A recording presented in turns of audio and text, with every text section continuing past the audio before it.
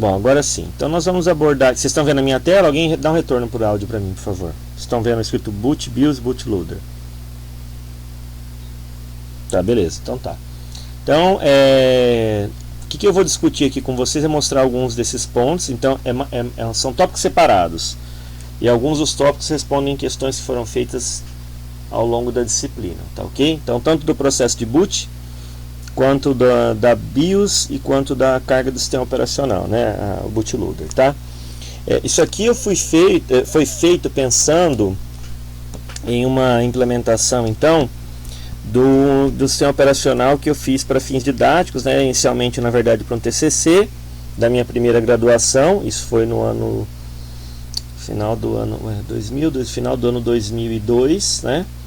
E depois disso eu acabei utilizando ele foi modificado e fui utilizando né, para fins didáticos aqui, na verdade, tá? Então essa é a ideia aí, na verdade, de fazer esse uso dessa implementação aqui, né, para a nossa aula, ok? Então vamos lá, então o que é o post da BIOS, né? Então você tem a tua placa-mãe, tá? Então aqui vai misturar um pouco de arquitetura de computadores, né? Organização e arquitetura de computadores e sistemas operacionais. Então quando você liga o seu PC, o seu notebook, você tem na sua placa-mãe um software lá, na verdade, tá? Que é a BIOS, né? BIOS é de Basic Input Output System, tá?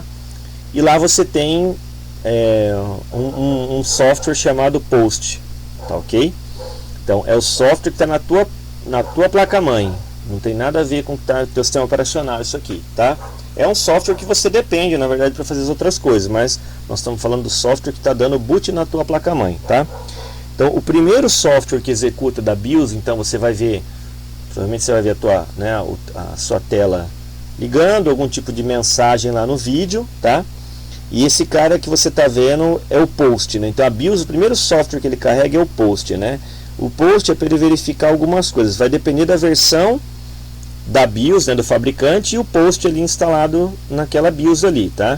Geralmente isso a gente não mexe, né? O que vem de fábrica é mantido, não é uma coisa que a gente fica alterando. Tem como alterar? Você pode atualizar a tua BIOS, inclusive tem uma versão de BIOS open source, tá? Eu nunca coloquei nas minhas máquinas, mas tem uma versão de BIOS que você pode utilizar de código aberto aí, tá? Aí você remove a BIOS, né, o software, você atualiza e coloca um outro aí, tá? Então, por exemplo, ela verifica se teu teclado está ok, o monitor, então alguns testes são feitos ali, tá? Além disso, é feito um teste básico da memória RAM. Então a tua memória RAM é testada parcialmente. Isso é o padrão que o POST da BIOS faz. Aquele teste mais completo de memória RAM é um teste feito de forma com software, né, específico. Geralmente o Linux, quando você insere a ISO do Linux num pendrive bootável ou num DVD ou algo que o valha aí, tá? Você tem a opção lá, Memory Test. Esse faz um teste de memória, então, tá ok? Após isso, então, é feito a carga de todo o software da BIOS no final da tua memória RAM. Por exemplo, se eu vou pegar uma memória RAM aí ali no caso de 32 bits, né, se eu não me engano. Bom, ali não é 32, que seria FF F0. Deixa eu fazer a conta aqui na lateral para ver, porque ali na verdade nós estamos falando de 8, 16, 24. Não é uma RAM de 4 GB ali, na verdade, né? Você tem que se lembrar aqui que cada caractere desse aqui são 4 bits, né, gente? Isso aqui é da aula de arquitetura de computadores, né? 4 aqui mais 4, né? Então cada um desse aqui são 4 bits. Então eu tenho 8, né, aqui, aí 16 e aqui eu tenho 24, na verdade. Ele está dando um exemplo do software ter sido carregado nesse endereço no final da RAM, por exemplo, tá? É só um exemplo aqui, ok? Bom, aí ele coloca uma instrução, então, de jump no primeiro byte da memória. Esse jump aqui é um salto, né? É igual se você programa em linguagem C. Possivelmente você não viu isso porque eles evitam de fazer isso, né? Não é uma chamada de rotina, é um go to. Você está saltando efetivamente para o endereço e você não vai voltar. Você pode fazer isso, tá? Então isso aqui é um um go to, é um jump, né? Você está saltando no endereço de memória, né? Na aula de arquitetura de computadores a gente mostra o jump para a pessoa ter uma ideia do que se trata, né? Aí o segmento de código, que é esse CS aqui, né? A tua memória, a gente já falou de memória aqui, ela pode ser segmentada, ele é setado, né, em 0, e o IP é o ponteiro de instrução, né? Aponta para a próxima instrução que vai ser executada. Então ele está apontando aqui tudo em 0. Então o processador vai executar esse endereço aqui, né? Endereço 0 aqui, tá? Esse endereço tem um salto para o software da BIOS. Então jump, imaginando que a BIOS esteja naquele endereço que eu te falei anteriormente, para esse endereço. Aí a BIOS assume o controle. Então é assim que funciona o software quando a tua máquina liga. Eu estou tentando fazer uma conexão entre o que acontece com o hardware e o que acontece em termos de sistema operacional, tá? Aqui ainda nós estamos falando do post que passou o controle para a BIOS. Aí nesse endereço aqui a BIOS vai assumir o controle. Perfeito? Então esse é o básico aqui. Eu estou tentando fazer um apanhado para você entender a lógica de como isso funciona, né? O que a BIOS faz? Já que a gente ouve falar da BIOS em alguns lugares, né? O que ela faz então? Ela carrega o vetor de interrupções na RAM, né? Então aqui IVT, Interruption Vector Table, né? Então ele carrega. O que é esse vetor de interrupção, né? Uma das formas de você acessar um dispositivo é através de interrupção, né? Hoje até foi a aula que eu dei de arquitetura de computadores, foi mostrando isso, né? É uma tabela que onde você tem o número da interrupção e um endereço na memória RAM onde vai ter o tratamento daquela rotina. Então, por exemplo, você tem uma interrupção para acessar sei lá, o teu HD. Então ele vai ter uma interrupção para isso, e tem as rotinas de tratamento que é a BIOS que carrega. O sistema operacional pode até implementar alguma interrupção, mas originalmente as interrupções vêm da BIOS. Ela carrega esse vetor de interrupção na RAM, incluindo as rotinas de tratamento, tá? A int 19 hexa, né? Então esse número aqui não é 19, é 19 hexa. Ela é utilizada então para localizar um dispositivo bootável. Então pode ser lá um disquete, um HD ou algo assim, tá? Vamos imaginar que você esteja apontando para um disquete, que a gente não usa mais, tá? Mas é o exemplo mais fácil para você entender. Ele vai procurar então esse disquete pelo setor 0, né? A cabeça 0 e a trilha 0, né? Isso aqui é o que forma... você tem mais de uma forma de localizar isso, né? Tanto que eu tenho uma explicação mais apurada aqui para isso. Mas é o conjunto setor, cabeça e trilha, né? Que forma aí um local onde você quer ler do disco. No caso aqui, você está lendo o primeiro endereço do teu disco. Pensa assim que fica mais fácil. Se você estiver falando uma BIOS não segura, que quando você configura o seu PC, seu notebook, você tem a opção de colocar a BIOS UEFI e a BIOS antiga, né? Então a antiga é esse padrão que eu estou te falando. A BIOS UEFI, geralmente quando você adquire uma máquina, ela vem com o Windows, ela já vem tudo configurado dessa maneira, que eu acho que é ruim do ponto de vista de controle do que você tem na sua mão, né? Eles falam que essa BIOS é mais segura, né? Eu não sei o que eles querem dizer exatamente com segurança, mas eu não acho que seja mais seguro isso, tá? Você perde boa parte do controle, você não pode fazer uma série de coisas que você faria numa BIOS tradicionalmente, né? E a segurança depende de uma série de fatores, não é só o fato de você colocar uma BIOS, mudar a lógica de uma BIOS funcionar, que você vai deixar mais seguro toda a tua máquina, tá?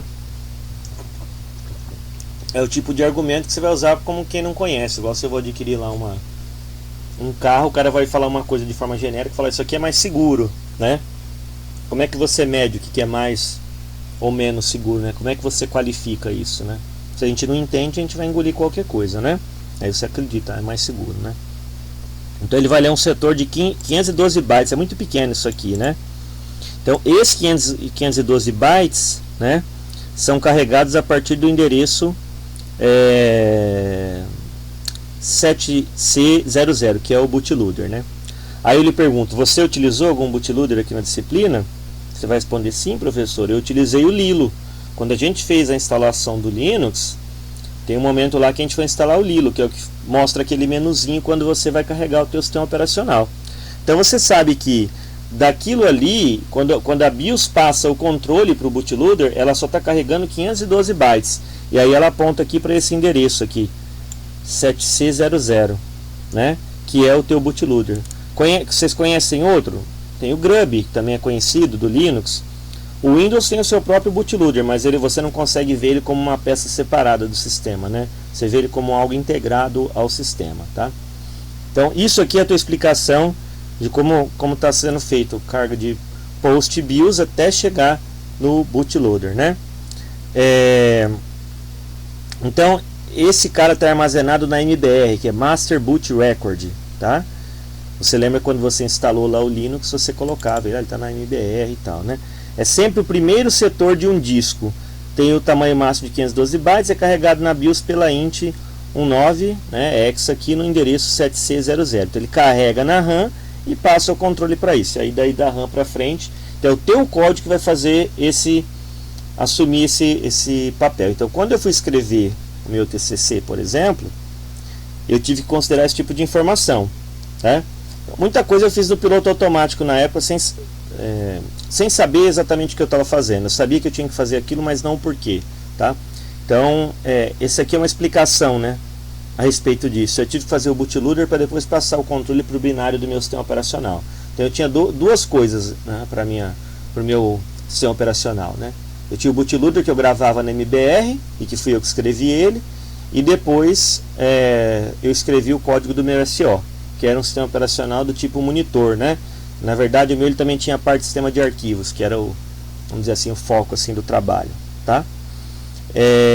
Aqui tem um exemplo, né, de um bootloader, né? Se estiver escrevendo código aqui em Assembler, né? Imagina que você coloca aqui o endereço inicial, então tudo que você escrever no teu programa vai estar considerando esse endereço, né? Aqui ele está considerando o modo real. Já vou chegar nessa discussão, porque tem um colega de vocês aqui que perguntou a respeito disso, né? E aí no caso eu estou desabilitando as interrupções, né? Que é esse CLI aqui, e estou travando o meu sistema, né? Então, na verdade, a ideia aqui, esse bootloader aqui, ele não faz nada, né? Eu só fiz um código para mostrar que aqui entraria o seu trecho de código aqui a partir do start. Aqui eu teria que começar a carregar as outras partes do sistema operacional. Então, isso aqui está em assembly, né? Mostrando aqui, no caso aqui, como é que eu começaria a escrever um bootloader. Seria a partir desse ponto aqui, tá? Então, aqui é um esqueleto de um bootloader, tá? Ok. Uma vez que eu tivesse esse bootloader gravado, se você usa o NASM, por exemplo, né, ó, isso aqui, esse código você pode fazer inclusive no Windows, né? Você pode emular um disquete, né? Ou se você tiver no Linux também você consegue fazer isso, tá? E aí eu compilo esse cara ali, né? Como é que na verdade é um montar, né? Eu estou fazendo isso aqui em Assembly, né? O NASM é um montador, né? Um compilador de Assembly. Meu código fonte e aqui o nome do binário. E depois, uma vez que eu fiz isso, eu vou gravar isso aqui num disquete, gravando então essa imagem aqui, tá? Usando, por exemplo, o part copy. Eu coloco o endereço inicial, que é o 0, e até o endereço 200H, que daqui está em hexa, 512 decimal. O "-F0 é para indicar um flop, né? Ou se fosse no Linux, /dev/fd0 e o nome da imagem ali, tá? Então, quando você tem um bootloader, um programa de carga, se você pegar ele na internet, o que você teria que fazer, você não consegue copiar o arquivo, você tem que usar um programa de gravação. O Partcopy é um dos programas que faz isso.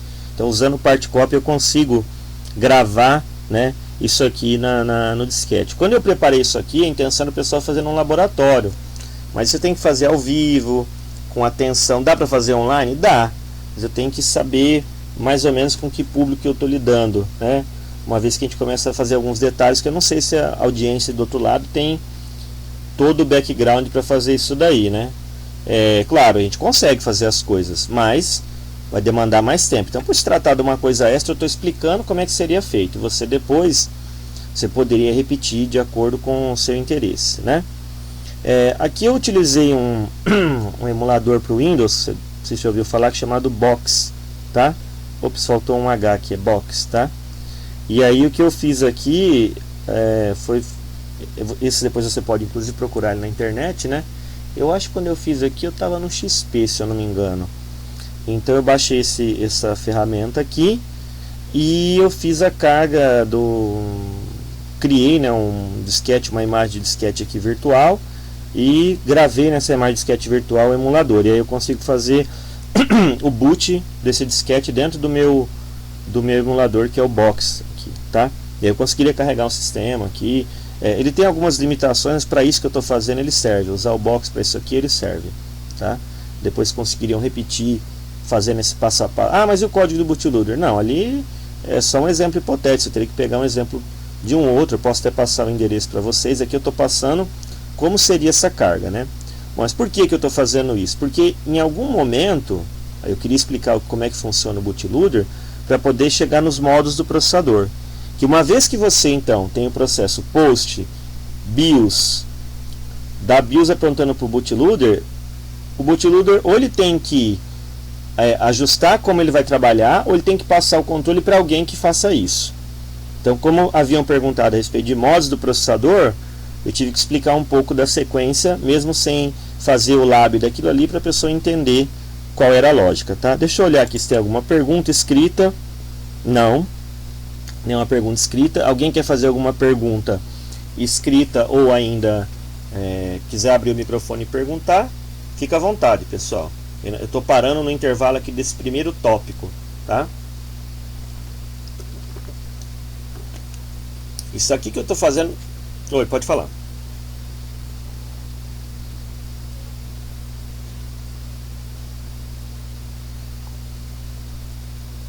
Então, o GPT, na verdade, a GNU Partition Table, se é isso que você está, acho que é isso que você está falando, seria então a tua tabela de partição. Então, essa estrutura da tabela de partição, ela pode ser modificada no disco, tá? O que a gente está tentando mostrar aqui agora é você ter o endereço inicial de carga no teu disco, que é MBR. Como vocês podem ver, quando a gente fez a instalação do Slackware, nós fizemos uso da MBR, né? Então, o que muda nos computadores modernos se você entrar no setup da tua BIOS, apertar lá o Del, lá, sei lá, alguma tecla de atalho para poder ter acesso a BIOS, né? O que vai acontecer é que você tem como habilitar a BIOS tradicional e a BIOS que eles chamam de BIOS segura. A Microsoft chama de BIOS segura, BIOS UEFI, né? Não sei se é só a Microsoft, mas eu sei que eles fazem referência a essa nomenclatura, né?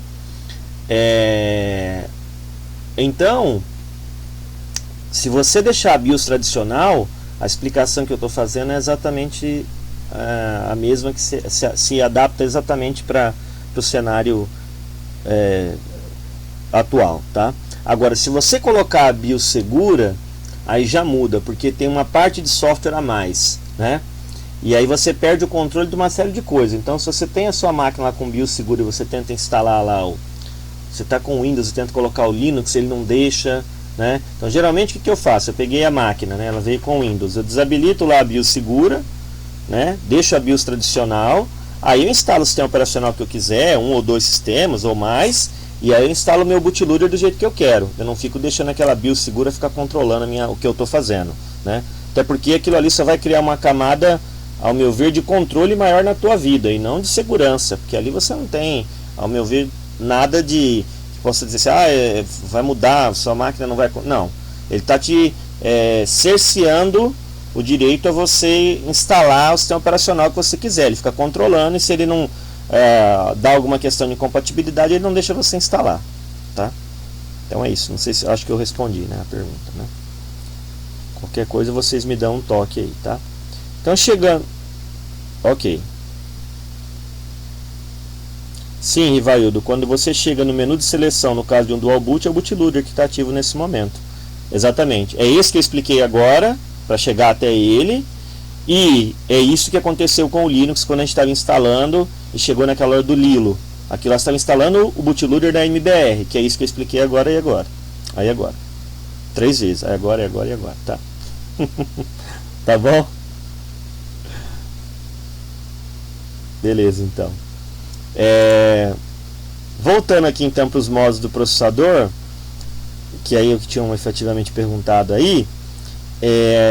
Num processador desses nossos, né, x86, desses que a gente utiliza, você tem, salvo atualização mais recente, esses modos de funcionamento: modo real, modo protegido, modo não real, o modo virtual 8086. Então Alguém tinha feito essa pergunta aí. Eu tentei pegar aqui um resumo do que eu já tinha e explicar, né, rapidamente a respeito disso, tá?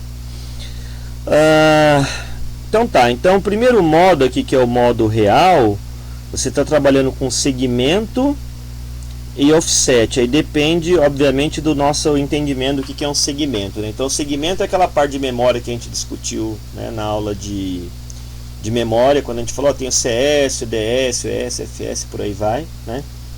E aí você tem um deslocamento dentro desse offset. Então você cria no modo real, né? Para nós isso daqui não daria certo, né? Porque você teria limitado a 1 MB de memória, né? Registradores de 16 bits e você não teria memória virtual ou ainda memória protegida, tá? Então o modo real do processador é esse. Isso funcionaria se eu quisesse instalar algo antigo, por exemplo, e eu quisesse trabalhar com essas configurações, ou seja, eu tenho endereço baseado em segmento e offset, eu consigo atingir até 1 MB de memória. Se você, eu vou colocar aqui eu vou abrir não queria fazer isso, mas eu vou abrir rapidinho aqui, porque senão fica muito abstrato. Eu vou pelo menos tentar mostrar o que é isso. Vocês devem estar vendo a minha tela. Então isso aqui, ó, você tem, imagina que você tem 16 bits, né? O 8086, que é o emulador que eu uso em arquitetura de computadores também, né? Que é o avô desses nossos computadores, ele é um processador de 16 bits. Vocês estão vendo o que eu estou escrevendo? Ou está fora da... perfeito, só está no slide? Então tá, então peraí. Eu vou escrever aqui, deixa eu mudar. Deixa eu ver como é que é mais fácil fazer isso. Acho que eu vou pegar o compartilhamento e vou colocar em tela toda, né? Mais fácil.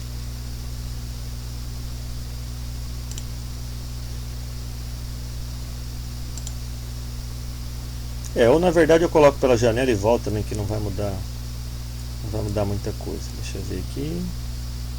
Ele não está me perguntando aqui. E aí? Ok. Agora vocês estão vendo?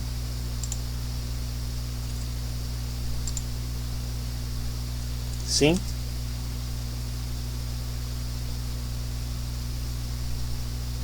Tá. Então aqui na verdade o 8086, então de 16 bits. Então você imagina que os registradores, então aqui, registradores de 16 bits, tá? Então lá na aula de arquitetura de computadores, né, você tinha lá o acumulador, né? Que é o AC, acumulador AC. Quando você tem um segmento e offset, que é o que ele está passando ali, né? Então o acumulador ele está assim, né? Isso aqui é com 16 bits, 0, 0, 0, 0. Aqui está em hexadecimal, tá? Em hexadecimal. Então aqui você consegue endereçar dessa forma aqui 2 elevado até quantidade de bits que você tem ali. Cada caractere daquele ali, cada zero daquele são 4 bits, ok? Está em hexa aquilo ali. Então você tem 2 elevado a 16, tá? Aqui. Quando você tem segmento 2 pontos offset, você tem algo assim. Segmento, por exemplo, CS 2 pontos IP. Então aqui são dois registradores, um chamado CS, o outro IP. Então com esse cara aqui o que você consegue fazer é algo mais ou menos assim, ó. Eu tenho o segmento A e o deslocamento 0000, por exemplo. Então aqui você está conseguindo fazer 2 elevado, né, a 20. Ops, eu não quero que ele jogue 2 elevado a 20, que é aproximadamente aqui, né, na verdade 1 megabyte, tá? É isso que que o slide está querendo dizer ali, certo? Aqui é um resumo, na verdade. Então o segmento, quando você tem um segmento, eu aumentei um caractere aqui que na verdade são 4 bits, tá ok? Tudo bem? Vou voltar aqui para a apresentação apresentação do slide, para não ficar ruim depois no vídeo para você. Eu ia deixar a tela inteira, mas não vai ficar legal.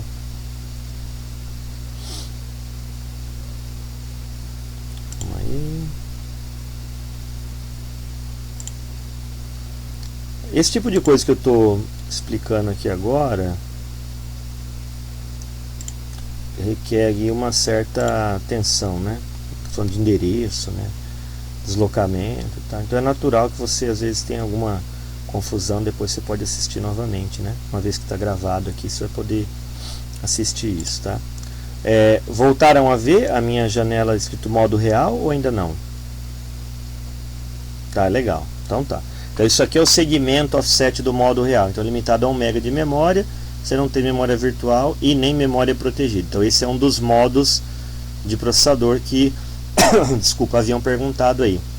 Então se você quiser ler mais do que 64K, né, que é um endereço de 16 bits permite, de 0 até 65.535, ou aquele desenho que eu estava fazendo para vocês, era isso daqui, né, ó, de 00 até 000 até FFFF, que eu desenhei para vocês, é isso daqui, né? Aí o que acontece, né?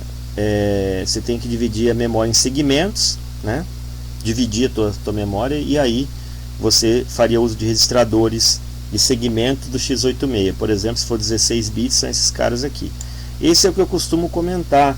Agora, passar isso aqui, o que a minha sensação é que quando eu passo isso daqui, acaba sendo uma coisa que não é aproveitada depois pelos alunos. Então eu procuro tentar explicar que isso aqui é um registrador, uma célula de memória que é usado para controlar como vocês estão vendo a tua memória. Na verdade, se a gente for pegar, imagino que você tivesse entendido as partes de arquitetura de computador, organização e arquitetura de computadores e SO que tratam disso, você conseguiria entender tudo. Mas a gente sabe que na prática não é assim. Que para mim pode ser fácil porque eu falo disso todo semestre. O cara que está vendo isso pela primeira vez, às vezes não é tão trivial. Não é uma coisa de outro mundo, mas até entrar na cabeça da pessoa leva um tempo, tá? Então depois você assiste de novo isso aqui, considerando que é um tópico de intermediário para avançado, tá bem? Então ok, aqui você tem então teus registradores de segmento e você acessaria a memória de forma segmentada, tá? Aí é aquilo que eu estava explicando, né? Endereço real, segmento mais offset. Então imagina aqui, ó, o CS e IP. Imagina que o CS é esse vermelhinho que eu fiz agora para vocês ali, e o IP é esse aqui em azul. Então a primeira parte é o segmento, a segunda parte é o offset. Então você está deslocando dentro de um segmento. O que você faz aqui na verdade é deslocar esse cara e somar, tá? Podemos representar uma mesma referência à memória com combinações de segmentos e offsets distintos, porque uma vez que você faz a conta que com os dois você pode chegar na mesma combinação usando valores distintos de um lado e de outro. É isso que o autor aqui está querendo dizer com relação a isso, tá? Aqui, né? Note aqui o modo real endereçamento. Eu tenho segmento, deslocamento, né? Olha só que engraçado. O endereço que eu te falei agora há pouco, né? Lembra do endereço do bootloader? Eu falei que era 07C00. Então, todas as combinações aqui, se a gente fizer o deslocamento e a soma, todas elas vão dar a mesma coisa. Todas elas vão dar 7C00. Então são formas de representar o mesmo endereço. Então aquela segmentação que a gente fala na aula de memória, a gente tem que tomar um certo cuidado, que embora a gente esteja fazendo uma divisão da memória em segmentos,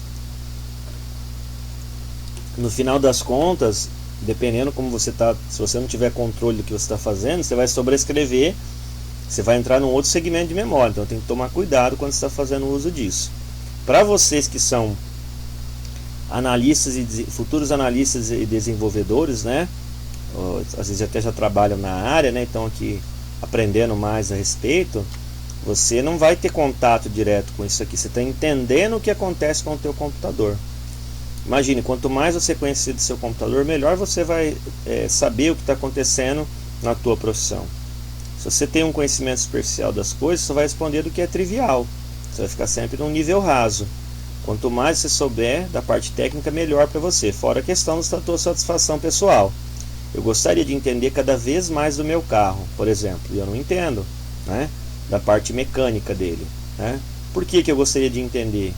Porque daí, primeiro por questão de prazer, e porque numa situação de levar ele para manutenção, eu sei efetivamente o que está sendo feito da parte técnica. Não quer dizer que eu iria fazer, tem que saber o que está acontecendo. O engenheiro mecânico conhece do carro dele, mas ele não fica desmontando lá, dificilmente ele vai fazer isso, né?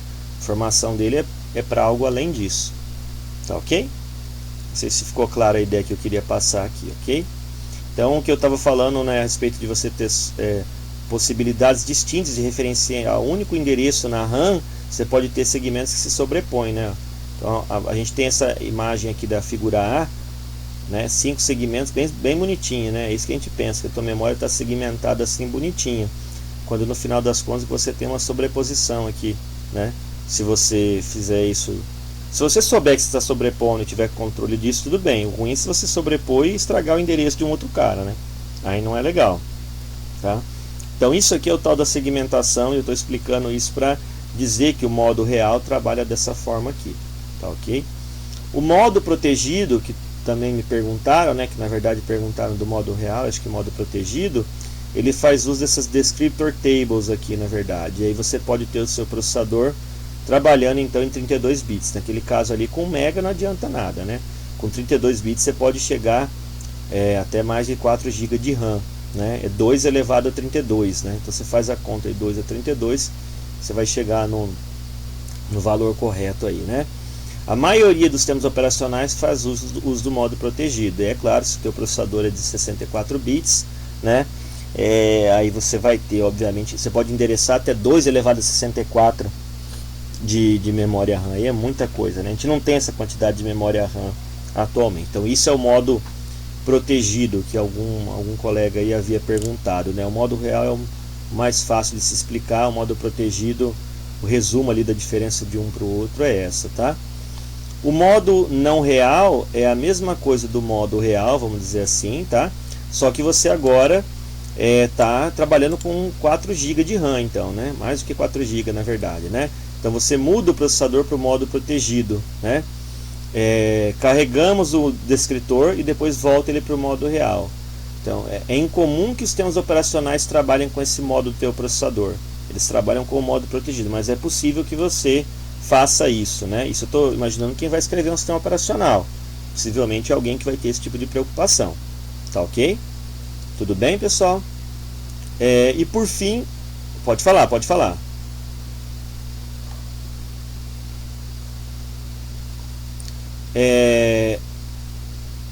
Na verdade aqui nós estamos falando de processadores desses modernos, de 64 bits. A questão isso já funciona na verdade desde os processadores de 32 bits. A questão se você deixa no modo real, ele vai trabalhar com 1 MB de RAM, mas com todo o conjunto de instruções daquele processador. A questão é que você está limitado a 1 MB de RAM.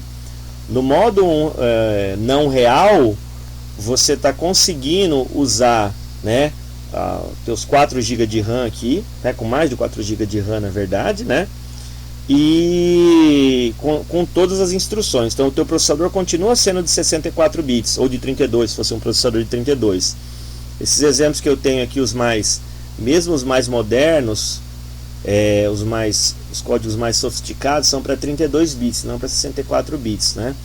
Claro que tudo isso aqui é adaptável para a gente chegar até 64 bits. O que muda muito é a quantidade de memória que você vai endereçar. Claro, o conjunto de instruções aumenta algumas funcionalidades, mas no fundo o que nós temos aqui é uma extensão do que você faz em 32. Então o teu processador não volta a trabalhar como 16 bits, como 32, né, se você tiver em 64. O caso é a quantidade de memória que você consegue acessar. Essa é a limitação, tá? O que muda é se você tiver nesse modo aqui virtual. Aí é o seguinte: no modo virtual 8086, o que você tem aqui, tá, é justamente o que era no processador, no avô dos nossos. Aí você tem o modo protegido, tá, só que com o modo real de 16 bits emulado. Então você conseguiria fazer o teu processador instalar o DOS nele, por exemplo, o DOS da época do DOS mesmo. Aí você trabalha ele com 16 bits. Aí o conjunto de instruções que você está utilizando é efetivamente o conjunto de instruções de 16 bits. Aí ele te limita a trabalhar dessa maneira. E aí nesse caso é a única forma de você ter as interrupções da BIOS funcionando, no modo real. Então existe interrupção na BIOS, você pode fazer uso, mas é somente enquanto está no modo real. Então enquanto você está dando somente enquanto você está no modo virtual. Então quando você está dando boot na sua máquina, ainda nada está bloqueado, você não definiu o teu modo de operação. Então, ou o teu bootloader ou o teu sistema operacional, em algum momento, logo no início, ele tem que definir como é que o teu processador está funcionando. Então perceba, existem configurações que estão sendo passadas para como o processador vai operar. Então, embora seja um hardware ali, às vezes isso não fica claro, pelo menos para mim, no passado isso não ficava claro, anos atrás, que o teu hardware tem muito software rodando nele. Recentemente, eu não me lembro se foi acho que foi a Intel, eu até comentei isso com vocês, que comentou que dentro do processador deles tem um sistema operacional, tem um microkernel de sistema operacional rodando, mais precisamente um Minix modificado. Para você ver que tem um sistema operacional rodando direto no teu processador. Antes de você ter o teu sistema operacional dando boot, você tem um sistema operacional lá dentro do processador, né? Até no site do Tannenbaum ele tem essa publicação dessa. É claro que eles não assumem, vamos dizer assim, isso não tem um documento oficial, tá? Mas já vazou aí que é exatamente assim que funciona, né? E ele estava justamente agradecendo a Intel, que embora eles não assumissem isso publicamente, então o Minix seria o sistema operacional de desktop mais utilizado, uma vez que ele está lá embarcado no processador, né? Então aí não seria o Windows, que o Windows está em cima, né? É na hora que você instala depois o sistema operacional. O nativo lá do processador não é o Windows, né? É engraçado isso, né? Se a gente for pensar que chega a esse ponto de ter tanto software assim rodando dentro do hardware, tá? Eu não sei se eu respondi a tua pergunta, não sei quem perguntou. Voltando aqui para a tela, quem foi que perguntou? Alguém perguntou? Ah, o Marcos, tá bom, Marcos. Ok, e aí, então, depois dessa questão dos modos do processador, tem um bloco de parâmetros aqui, tá? Que eu acho que eu vou passar aqui para vocês. Se eu ver que ficar muito pesado, aí a gente desconsidera. Então, inicialmente você vai considerar aqui para a sua apreciação os modos de funcionamento da sua CPU e o processo de carga passar o controle do hardware para o software, considerando que a gente está chamando, nós estamos chamando a tua BIOS de hardware, é um software que está ali, tá? Nós estamos chamando ali de hardware. Então o controle até chegar no teu bootloader eu tentei explicar aqui hoje e aproveitei para responder a pergunta questão do modo protegido, tá? Do modo protegido somente não, mas do modo protegido e real, e não havia me perguntado, acho que foi o Matheus, mas do modo não real e também do modo virtual, tá? Deixa eu só ver aqui, tá, aqui na verdade, isso aqui, tá, bom, tudo bem, eu posso até explicar, mas é mais como curiosidade mesmo, essa última parte aqui, tá? Eu acho que para mim fica muito mais como uma curiosidade que qualquer outra coisa, porque esse bloco aqui ele é algo um pouquinho mais complicado a gente entender, vamos dizer assim, tá? Mas grosso modo é isso aqui, tá? O propósito desse bloco, OM Parameter Block, é descrever o sistema de arquivos que está presente no teu HD. Então, se o Windows não reconhece, por exemplo, esse bloco aqui, ele vai dizer que o disco não está formatado. Muitas vezes isso acontece com o teu pendrive, né? Você vai conectar um pendrive e ele fala que não está formatado, né? É porque ele não reconheceu esse bloco de parâmetros aqui, ou em que ele está esperando, né? Então isso aqui deve estar incluído no programa que será o nosso bootloader, ou no primeiro estágio do bootloader, no caso de bootloader com 2 estágios. O que é bootloader com 2 estágios? Ele carrega os primeiros 512 bytes, que é aquilo que eu falei para vocês, e ele passa um controle para uma outra parte de software, perfeito? Então aí ele teria isso em 2 estágios, é assim que é o nome que a gente dá, é bootloader em 2 estágios, tá? Então em algum momento você tem que ter essa assinatura desse bloco aqui no teu programa, senão o Windows não vai reconhecer. Então ele espera algo com essas características aqui, né? Então ele espera que tenha, isso aqui é como se você estivesse gravando byte a byte dentro do teu arquivo, são variáveis, pensa que são variáveis, são constantes que você faz numa linguagem de alto nível, e você tem que deixar com essa cara aqui, por exemplo. Isso aqui é um exemplo em FAT12, né? Então ele grava lá 2 bytes aqui com valor de 512, depois 1 byte com 1, depois 2, 2, 2, 4, e cada um significa uma coisa, tá vendo aqui, ó, bytes por setor, setores por cluster, setores reservados, número de FATs, número de entradas no root, total de setores. Então isso tudo aqui são informações que ele espera encontrar para dizer, olha, eu sei do que se trata aí. Nesse exemplo aqui é uma estrutura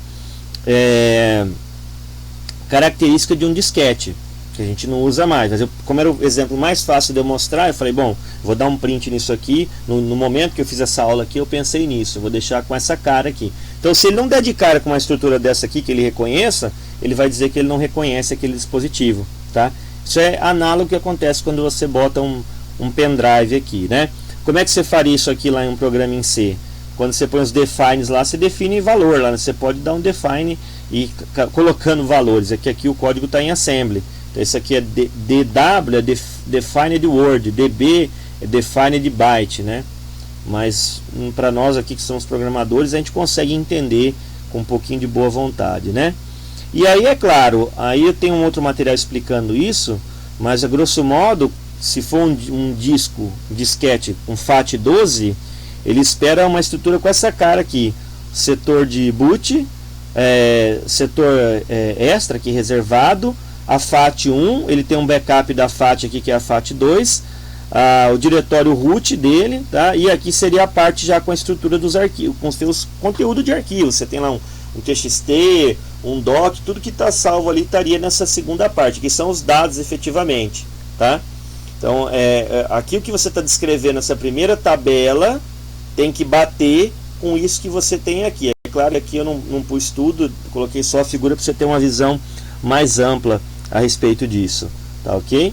Aí eu descrevi aqui um pouquinho mais de cuidado. Então numa FAT12, por exemplo, lembrando que teu pendrive é FAT32, tá? Quando você compra ele é FAT32. Você pode até formatar ele para NTFS, a gente falou disso em sistemas de arquivos, né? Mas no padrão ele é FAT12, FAT32. Aqui eu estou descrevendo o antecessor, né? Tem FAT16, na verdade antes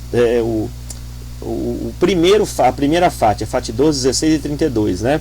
Nessa estrutura você tem duas FATs, a segunda é uma cópia da primeira. Os setores extras reservados são determinados pelo mblock, e aí a gente acaba não utilizando aquilo. E o diretório root é uma tabela formatada por registro de 32 bytes. Você tem o registro de cada arquivo, e aí você aponta na FAT para, através daquela estrutura de lista encadeada usando o índice, localizar os blocos do arquivo, né? Aí que você acha os pedaços do teu arquivo, tá? Então primeiro na root e depois lá, né? Aí eu coloquei aqui o que seria um registro da tabela da FAT. Isso aqui é um banco de dados, vocês têm aula de banco de dados. Só que o banco de dados que você está acostumado a lidar, ele tem um SGBD para gerenciar ele. E você usa uma linguagem, um SQL, né? Então quem trabalha aí usando CRUD aí, né?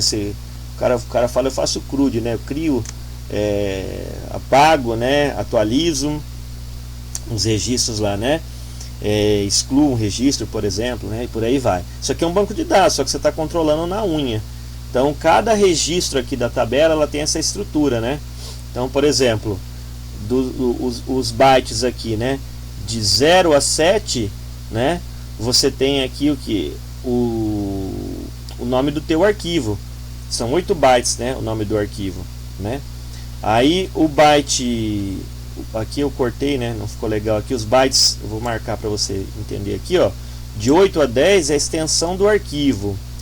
O byte 11 é o atributo do arquivo, e aí cada bit tem um significado. O arquivo é somente leitura, ele é oculto, ele é de sistema, é um label de volume, é um subdiretório, por aí vai, né? Cada byte então tem um significado, né? Utilizado, a hora de criação, né? Em milésimos de segundo e por aí vai, né? Isso é uma entrada, então você vai ter a descrição de todos esses bytes aqui. Eu coloquei um a um aqui para a gente ter uma ideia, né? E o que eu destaquei aqui, na verdade, são esses últimos aqui que eu achei importante, que é uma informação que eu pensei em utilizar no laboratório, e vocês já viram a teoria, na verdade, por trás disso aqui. Porque eu expliquei para vocês que quando você tem uma lista encadeada, né, que é da estrutura de dados, você tem lá o endereço do bloco, né? Aquele bloco aponta para outro, que aponta para outro, e aí você vai, né? Você tem que ter um índice. Aqui é que sai o primeiro índice, né? O first cluster aqui é o primeiro endereço aqui que você tem, tá? E aqui é o tamanho do arquivo, né? Por que é importante você saber o tamanho do arquivo? Porque às vezes lá no último pedaço do arquivo, no último bloco, a conta não é exata, né? Eu tinha falado isso para vocês, né? Aí você vai ter fragmentação interna. Você tem um arquivo de... Vamos supor que o teu sistema está organizado em blocos de 1K, né? Eu acho que quando a gente instalou o Linux, a gente deixou o padrão, que era 4K, se eu não me engano, né? Vamos imaginar que fosse 1K. Ele ia ficar... o arquivo de 1K, beleza, ele encaixou num bloco lá de 1024 bytes. E se teu arquivo tem 3 bytes, ele vai ocupar no mínimo um bloco, porque você formatou o teu sistema com blocos de 1K. Aí ele vai ocupar um bloco inteiro, né? Na verdade ele vai usar fisicamente, né?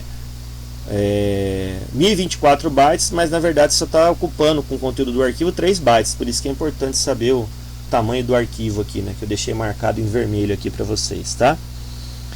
E aí, para finalizar esse pedaço, essa breve apresentação aqui, é como eu iria procurar e ler dados na FAT12, né? Tentando mostrar como é que funciona isso daqui, né?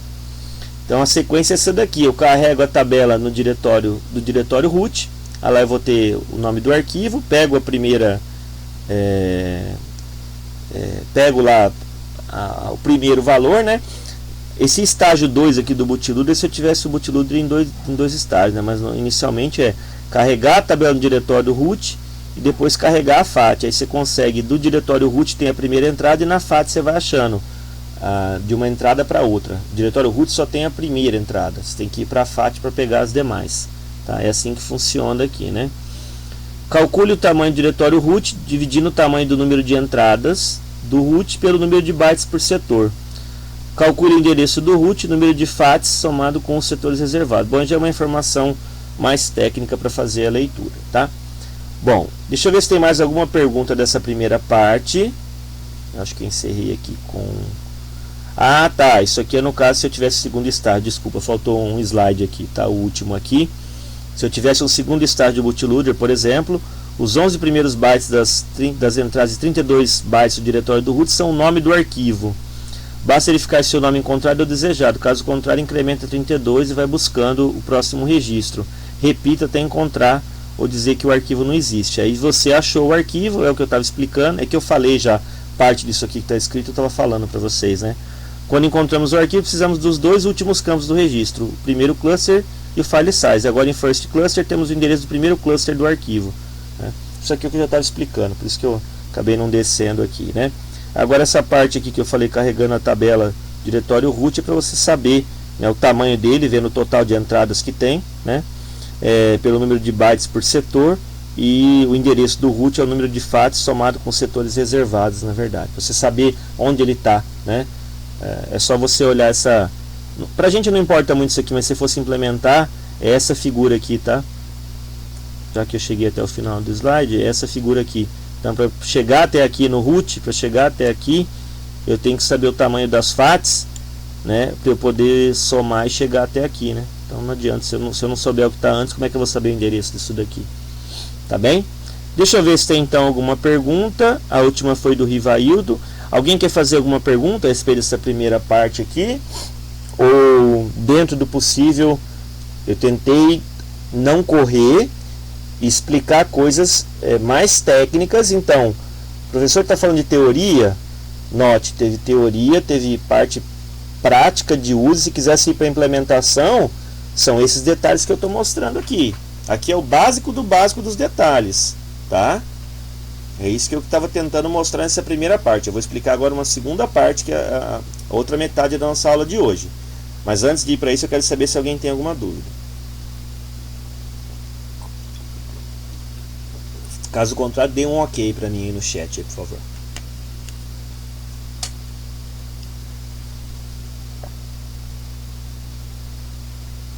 Pessoal?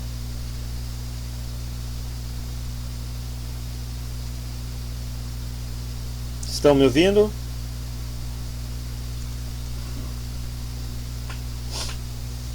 Tá, beleza? Saber se estão vivos aí. Então tá. Então tá bom. Então peraí, deixa eu Deixa eu parar esse vídeo então.